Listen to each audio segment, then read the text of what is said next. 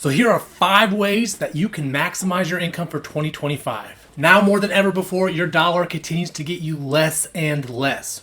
$100,000 in 1990 is worth over $240K in today's buying power, while making $42K in 1990 would be the equivalent of making $100K in today's money. So it's important now more than ever to maximize your income for 2025. This video will help show you 5 ways for you to help maximize your income this year. First, you need to change your mindset.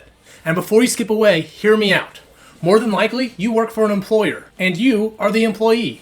You agree to work for X sum amount over a given period of time frame for doing a very specific task, be it hourly or salary or commission based on your productivity. Fail at doing your task, your boss might have to delegate you to a different one, or you might end up in a position where you have to find a new job. But now, this sum of money that you agreed to work for are your employees.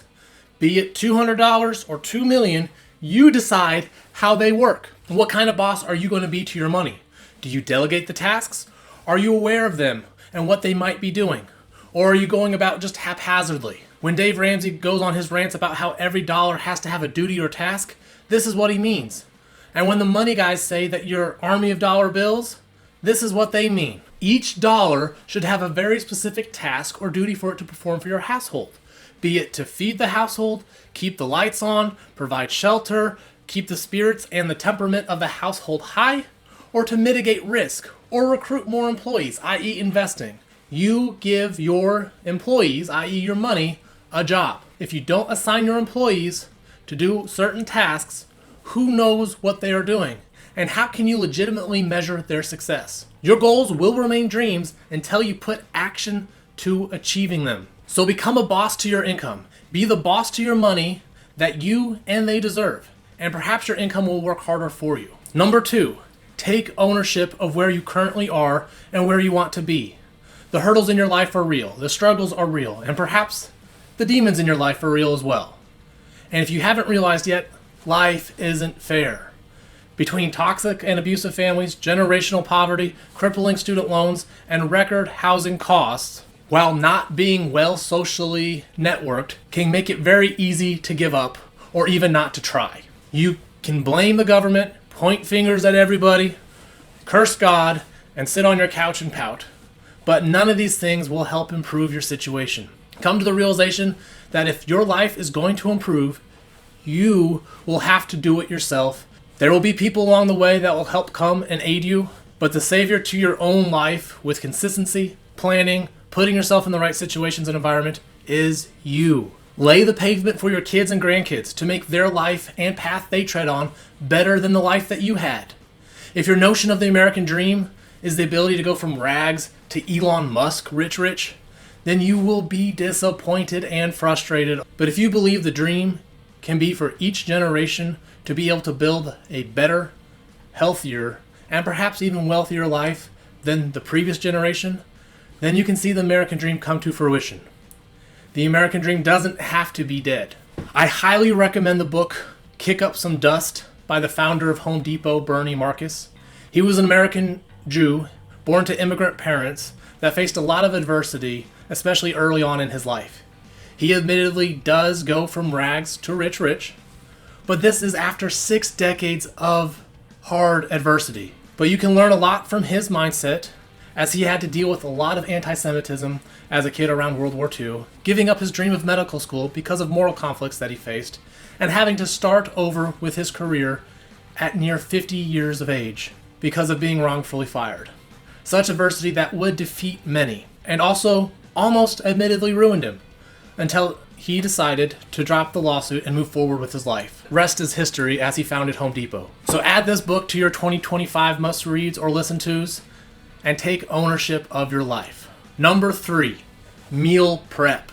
I know life is already busy and we are pulled in 1,000 different directions between our work, family obligations, chores, events, etc. Meal prepping will take even more time and planning. But if you want your money to go as far as possible for you, eating out daily is probably one of the quickest ways for you to stay and remain poor if you can't afford it. The average cost to eat out in 2024 per person was $15 to $20. So let's just say $15. And that already includes a 20% tip, when applicable, because you aren't an ass. And I'm trying to be as generous to your spending habits as possible here. The average family size in 2024 is 3.15 people. So we'll just average that down to 3.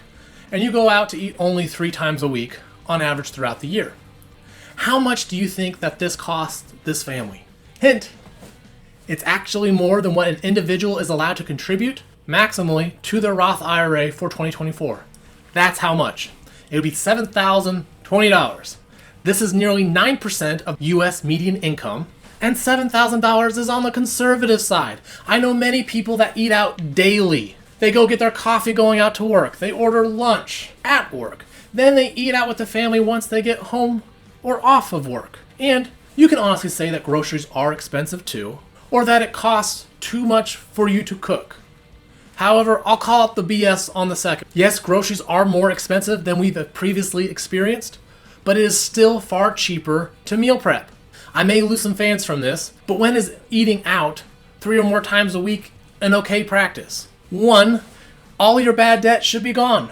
If you are paying off debt with interest rates into the teens, and even worse, 20+%, your hands need to be stained with oatmeal because that is the only thing that you can really afford. 2, you have at least a 3-month emergency fund and are actively working on making it a 6-month emergency fund. 3, you are at least investing 2 times more than what you are currently spending eating out. Ideally, more. Now, if you don't eat out much, you obviously need to save more and invest more than 2 times what you eat out.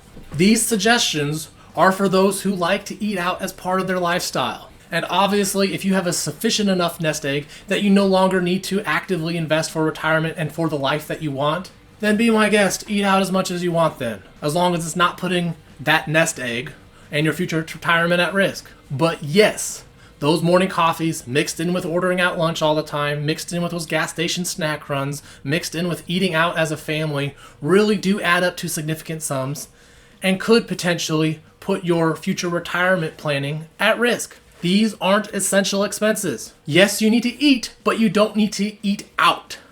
If you don't believe me, look at your credit card statements throughout the year and add it up. You would be very surprised at how much this adds up to be. So please start meal prepping and start cooking more from home. Eat those leftovers for meals. So number 4, learn skills and perform tasks that can save you money. This could look like a lot of things to you, but I'll give you a couple examples. If you are needing to maximize every single dollar that you have, if you are a physically able-bodied person, there's no excuse why you shouldn't be mowing your own lawn if you're responsible for your property's upkeep. The cost to have your lawn mowed typically ranges between $30 to $80, depending on a few variables, and this is on the low end. If you have a much larger or harder parcel of land to mow, or in a very costly area, it can cost so much more. And depending on where you live, you'll need to have your lawn mowed from April through September, roughly every other week. This could mean that you would need roughly 13 mows throughout the year, which could cost about $390 to over $1,000 per year to get your lawn mowed. And this is assuming that you could get someone to agree to mow your lawn for only $30 to $80. You don't need a fancy mower. Push mowers are very reasonably priced, and you can buy secondhand if need be, or even get one of the Cobalt electric mowers. I've used one of these like a bush hog to nearly clear acres, and it has worked wonders. It took a lot of time, lots of sweat, but it saved me thousands of dollars. And if you need to maximize the use of every last dollar that you have, you can get a 2-for-1 special and get a workout at the same time. Another easy way to help save you is to do your own hair care and your own hair care for your family. This is an expense I would have had at least every other month if I went to the barber, but I do it myself. You can still find a few places charging $15, but for the most part, it costs $40 to $75 per cut. This is another $240 to $450 saved per year that I save by cutting my hair myself. This could be even more savings if you are cutting more than just one person's hair in the household. A guy I once worked with in my mid-20s would stress to me every time that I saw him that a dollar saved is a dollar earned. These are ways that you can help objectively increasing your income without increasing your income. Think of services that you can do yourself rather than paying someone else to do as a way for you to earn more money. The possibilities are almost endless here. Learn to do your own nails, your own car maintenance, housework, cleaning, etc. If you need to make every dollar as efficient as possible, you need to adopt the Home Depot motto and mentality. How doers get more done. Finally, work, work, work. You can maximize everything above and beyond and still be in financial trouble if you aren't making that much.